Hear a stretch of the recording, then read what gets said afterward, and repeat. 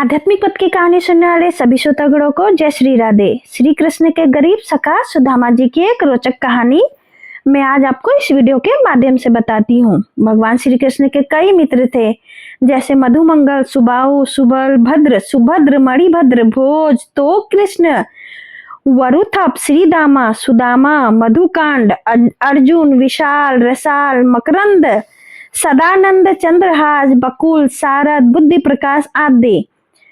आओ इन्हीं में से एक सुदामा के बारे में हम जानते हैं कुछ खास बातें, कुछ उनकी रोचक कहानियां। उज्जैन में स्थित ऋषि संदीपनी के आश्रम में बचपन में भगवान श्री कृष्ण और बलराम पढ़ते थे। वहां उनके कई मित्रों में से एक सुदामा भी थे। सुदामा श्री कृष्ण के खास मित्र थे। वे एक गरीब ब्राह्मण के पुत्र थे। सुदामा और श्री कृष्ण आश्रम से भिक्षा मांगने नगर में जाते थे। आश्रम में आकर भिक्षा गुरु माँ के चरणों में रखने के बाद ही भोजन करते थे। परंतु सुदामा को बहुत भूख लगती थी, तो वे चुपके से कई बार रास्ते में ही आधा भोजन चट कर जाते थे। एक बार गुरु माँ ने सुदामा को चने देकर कहा कि इसमें से आधे चने श्री कृष्ण को भी दे देना और तुम दोनों जाकर जंगल से लकड़ी बीन लाओ। फिर दोनों जंगल में लकड़ी बीनने चले गए। वहां बारिश होने लगी और तभी दोनों एक शेर को देखकर वृक्ष पर चढ़ जाते हैं।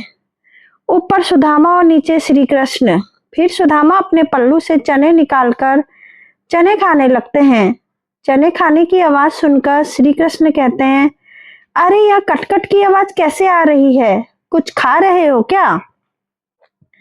सुदामा कहते हैं कि नहीं, ये तो सर्दी के मारे मेरे दांत कटकटा रहे हैं। यह सुनकर श्री कृष्ण कहते हैं, अच्छा बहुत सर्दी लग रही है क्या? सुदामा कहता है, हाँ। यह सुनकर श्री कृष्ण कहते हैं, मुझे भी बहुत सर्दी लग रही है। सुना है कि कुछ खाने से शरीर में गर्मी आ जाती है, तो लाओ वो चने जो गुरु माता ने हमें दिए थे, दोनों बांटकर खा लेते हैं। यह सुनकर सुदामा कहता है, चने कहाँ हैं?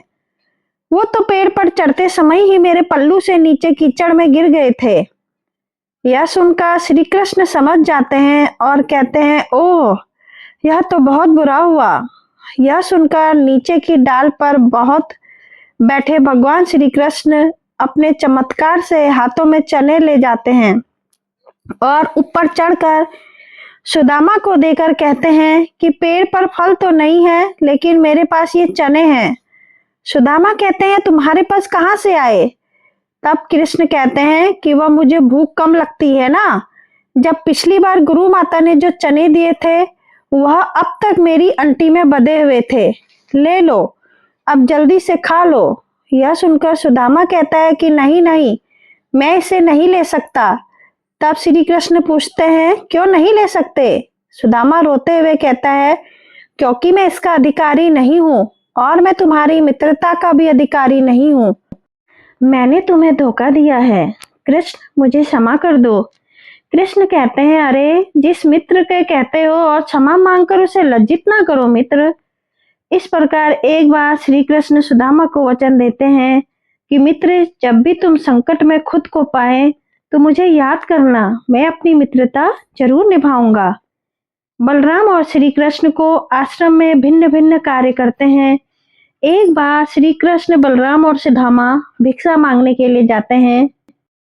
एक द्वार पर खड़े होकर तीनों भिक्षामदेही कहते हैं, तो एक महिला अपनी बेटी के साथ भिक्षा लेकर बाहर जाती है और कहती है, ब्रह्मचारियों आज आने में बहुत देर कर दी है। यह सुनकर श्री कृष्ण कहते हैं, माता आज सारे आश्रम में सफाई करनी थी, बहुत काम था इसलिए विलंब हो गया। आपको प्रतीक्षा करनी पड़ी, उसके लिए क्षमा करें। यह सुनकर वह महिला कहती है, अरे क्षमा कैसी, मैं तो इसलिए प्रतीक्षा कर रही थी कि रोज तुम रूखी सूखी रोटी लेकर जाते हो। आज घर में मालपुआ बने हैं तो मैंने सोचा तुम जल्दी आ जाओगे तो गरम गरम खाओगे। देखो मैंने कपड़े से ढककर मालपुआ गरम गरम रखे हैं। तुम्हारे यह देखकर सुदामा का मन ललचा जाता है। वह कहता है, मालपुआ? आज मालपुए बने हैं? वह महिला कहती है, हाँ, आज घर में पूर्णमासी की पूजा थी, फिर वह तीनों मालपुए देकर कहती है, अब इसे जल्दी खाओ, गरम गरम खाने में आनंद आता है। सुदामा तो खाने ही वाला रहता है कि तभी श्री कृष्ण कहते हैं, नहीं माता, हम यह नहीं खा सकते। वह महिला पूछती है, क्यों? जब श्री कृष्ण कहते हैं कि आश्रम का यही नियम है कि सारी भिक्षा गुरु चरणों में अर्पित कर दी जाए, फिर वह उसमें से जितना दे वही हमें खाना चाहिए। यह सुनकर सुदामा को अच्छा नहीं लगता है। यह सुनकर वह महिला गुरु के लिए भी मालपुए का एक पैकेट दे देती है। अब उन तीनों के पास 4 पैकेट हो जाते हैं। फिर तीनों वहां से चले जाते हैं। रास्ते में एक नदी के किनारे रुककर बलराम और श्री कृष्ण हाथ मुंह धोने लगते हैं। इसी दौरान सुदामा मालपुए निकालकर चुपचाप खाने लगता है। तभी श्री कृष्ण उसे मालपुए खाते हुए देख लेते हैं और मुस्कुरा देते हैं। फिर वह चुपचाप उनके पास पहुंचकर कहते हैं, तुम समझते हो कि मैंने कुछ नहीं देखा? तभी सुदामा पत्तल को मोड़कर मालपुए ढक देता है और कहता है, नहीं नहीं, मैं तो कुछ भी नहीं खा रहा हूं। तब श्री कृष्ण कहते हैं, देखो, झूठ बोलना पाप है। यह सुनकर सुदामा कहता है, और ब्राह्मण को भूखा रखना भी पाप है। यह सुनकर कृष्ण कहते हैं, मैं तुम्हें भूखा रख रहा हूं? तब सुदामा कहते हैं, और क्या, उसने कितनी ममता से कहा था कि मेरे सामने खा लो, और तुमने आश्रम के सारे नियम बता दिए। तब श्री कृष्ण कहते हैं, नियम तो हैं, गुरुदेव को पता चलेगा तो वे क्या कहेंगे? यह सुनकर सुदामा कहता है कि गुरुदेव को कैसे पता चलेगा? रोज हम 3 रोटी लेकर जाते हैं, तो आज भी 3 रोटी लेकर जाएंगे। हाँ, यदि तुमने गुरुदेव को ना बता दिया तो। यह सुनकर कृष्ण कहते हैं कि देखो, मैं तुम्हारा मित्र हूँ, और मित्रता का धर्म कहता है कि मित्र की कमजोरी पर पर्दा डालना चाहिए। यह सुनकर सुदामा कहता है, तो तुम नहीं कहोगे? श्री कृष्ण कहते हैं, कदापि नहीं। यह सुनकर सुदामा कहता है, लो, फिर सारे मालपुए खा लो। श्री कृष्ण कहते हैं, हाँ, खा लो। फिर सुदामा खा लेता है। तो श्री कृष्ण मालपुए की एक पत्तल निकाल कर सुदामा को देते हैं और कहते हैं कि ये तुम्हारे हिस्से की भिक्षा हो गई, गुरु माता को दे देना। यह देखकर सुदामा प्रसन्न होकर कहता है, कुछ भी कहो, तुम मित्र बड़े खरे हो। कहते हैं कि सुदामा जी शिक्षा और दीक्षा के बाद अपने ग्राम अश्वामातीर में भिक्षा मांगकर अपना जीवन यापन करते थे। सुदामा एक गरीब ब्राह्मण थे।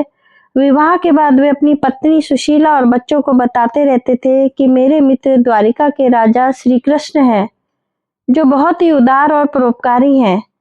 यह सुनकर एक दिन उनकी पत्नी ने डरते हुए उनसे कहा कि यदि आपके मित्र साक्षात लक्ष्मीपति हैं और उदार हैं, तो आप क्यों नहीं उनके पास जाते हैं? वे निश्चित ही आपको प्रचुर धन देंगे, जिससे हमारी कष्टमय गृहस्थी में थोड़ा बहुत तो सुख आ जाएगा। सुदामा संकोचवश पहले तो बहुत मना करते रहे, लेकिन पत्नी के आग्रह पर कई दिनों की यात्रा करके द्वारिका पहुंच गए। द्वारिका में द्वारपाल ने उन्हें रोका। मात्र एक ही फटे हुए वस्त्र को लपेट गरीब ब्राह्मण जानकर द्वारपाल ने उसे प्रणाम कर यहाँ आने का आशय पूछा। जब सुदामा ने द्वारपाल को बताया कि मैं श्री कृष्ण को मित्र हूँ, तो द्वारपाल को आश्चर्य हुआ। फिर भी उसने नियमानुसार सुदामा जी को वहीं ठहरने का कहा और खुद महल में गया और श्री कृष्ण से कहा, हे प्रभु को फटे हाल दीन और दुर्बल ब्राह्मण आपसे मिलना चाहते हैं, जो आपको अपना मित्र बताकर अपना नाम सुदामा बतलाता है। द्वारपाल के मुख से सुदामा नाम सुनकर प्रभु शुद्ध बुद्ध खोकर नंगे पैर ही द्वार की ओर दौड़ पड़े। उन्होंने सुदामा को देखते ही अपने हृदय से लगा लिया और प्रभु की आंखों से आंसू निकल पड़े। वे सुदामा को आदरपूर्वक अपने महल में ले गए। महल में ले जाकर उन्हें सुंदर से आसन पर बिठाया और रुक्मणी के संग उनके पैर धोए। कहते हैं कि प्रभु को उनके चरण धोने के जल की आवश्यकता ही नहीं पड़ी। उनकी दीनता और दुर्बलता देखकर उनकी आंखों से आंसुओं की धार बहने लगी। स्नान भोजन आदि के बाद सुदामा को पलंग पर बिठाकर श्री कृष्ण उनकी चरण सेवा करने लगे और गुरुकुल में बिताए दिनों की बात करने लगे।